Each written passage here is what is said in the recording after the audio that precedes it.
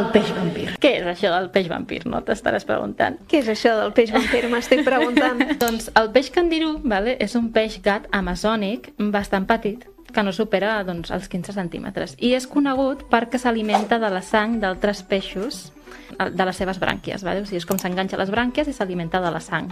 Oh, uau. Sí, sí. I com ho fa exactament això? Has de pensar que el candiru viu a les aigües tèrboles del riu Amazones. Principalment doncs, troba les seves preses, ja sigui detectant els moviments o per substàncies químiques que alliberen quan respiren, no? Per les brànquies. A vegada detectada la presa, el candiru utilitza com unes dents superafilades i que tenen a la coberta de les seves brànquies per fixar-se a les brànquies dels altres peixos més grans i llavors doncs, alimentar-se de la sang. Ara vinc amb la història, potser coneixes, potser no. El mite. I és que aquest famós peixet diuen que pot entrar a les uretres humanes. Què? Però aquesta història d'on l'has treta?